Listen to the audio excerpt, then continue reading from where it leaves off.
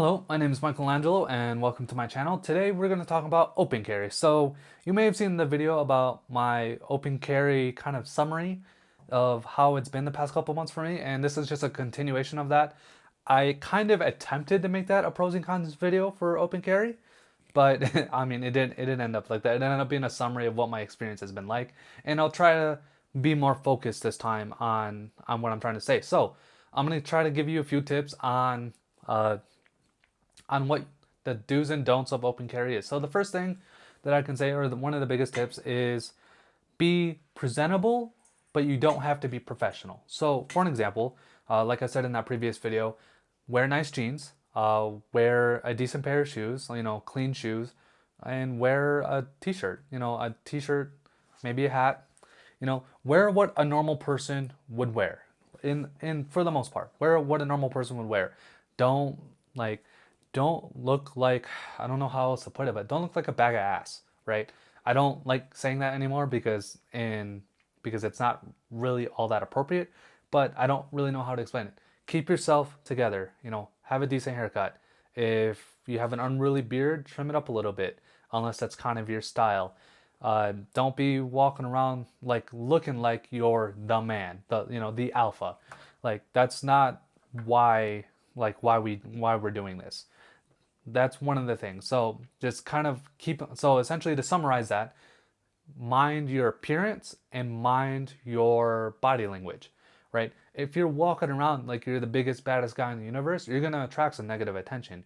If you walk around unkept, that's how I should have put it, unkept, and you look bad, like, people are going to judge you that way. As much as dumb as it is, and how we shouldn't judge people, we do. This is just human nature. This is instinctual. It's a survival thing. I can go on a rant about that too, but I'm not going to. But anyway, so clean appearance and just mind your behavior, right? If you want to be like, and manners is really big too. So that helps a lot. Another thing too, and again, I'm gonna pull this out from, it's still on the floor, weird. Where's my other one? Okay, holsters matter. As much as I hate to say it, holsters matter. Okay, this is way more terrifying. Well, here, hold on. All right, this is way more terrifying than this. I don't know why. For us gun guys, that it is what it is. To someone that is not into firearms, this is very terrifying.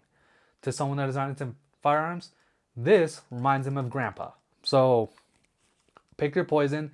If this is normal in your neck of the woods, then wear it. But chances are, like for an example, if you live in a city like I do, this is the way to go. Also, notice how with my open carry, and this kind of goes to number 3, is you see how these have active retention? I'm not saying that you have to have active retention. I'm just saying that personally, I would do it. It's just one of those things where, yes, statistically, the idea of someone walking up behind you and taking your firearm is very, very low, but statistically, you'll never get into a gunfight either, but yet we carry these every day. So just keeping that in mind, putting that out there.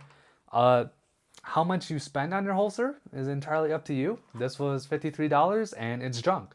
I'll have an impression later that kind of explores that more, but I personally don't care for this holster. It gets the job done, but I don't care for it.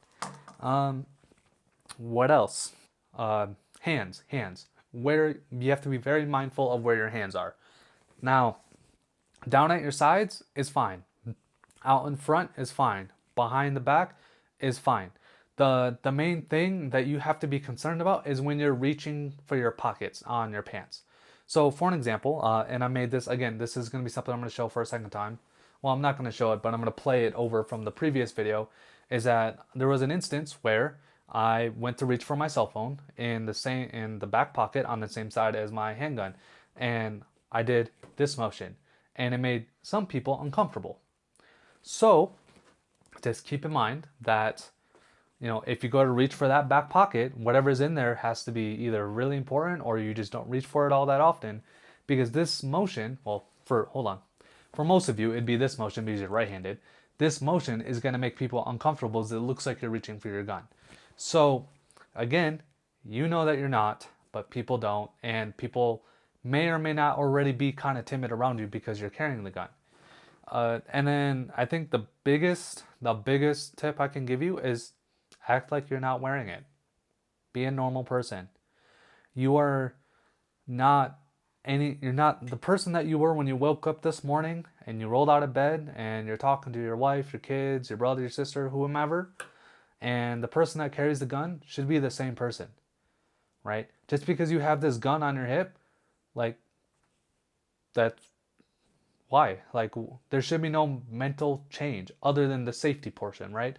I'm not saying that, like, oh, if you're that type of guy that at home is going to pick up his gun and just sit there and just dry fire practice all day, obviously don't do that with your gun in public, right? Don't take your gun out of the holster. That's rules for both open and concealed carry. The gun doesn't come out of the holster unless you're going to use it. But what I'm saying is that if you're going to be a different person when you're wearing the gun, be a better person, right? And this is what I talked about in my last video too, is that for me personally, I become a better person when I open carry. Is it kind of crappy that I need a gun on my hip for me to do that on a normal basis? Yes. But I've also noticed that it's starting to bleed over when I'm not carrying my gun. It's starting to bleed over at work when I interact with people. It's starting to bleed over when I go to a place where I'm not allowed to carry a gun. And non-permissive carry would make me end up in prison. So I noticed that these good habits that I'm having when I'm open carrying a gun are now starting to bleed over into natural habit. And that's pretty much all I got to say is just to kind of summarize, clean appearance. You don't have to be professional. Well, please be professional in attitude, but you don't have to be like in a button-up, but a clean appearance, good mannered, choose your holster wisely, and don't act any different than as if you were or were not carrying the gun, unless you're going to be acting better, then act better. But that's something we should be striving to do anyway. And I'm pretty sure I missed one, but that's pretty much it. That's the tips that I have for open carry. If you have any questions, go ahead and leave a comment down below, and I'll get back to them as soon as possible. If you think that this video was way too similar to the last video, please let me know, because the last video was kind of a mess and just... it is what it is. Like I said, I didn't mean for the videos to bleed together, but they kind of did. But yeah, please let me know. All right. Anyway, I'll see you all in the next one. Don't forget to like, subscribe, share, all that fun stuff. Peace.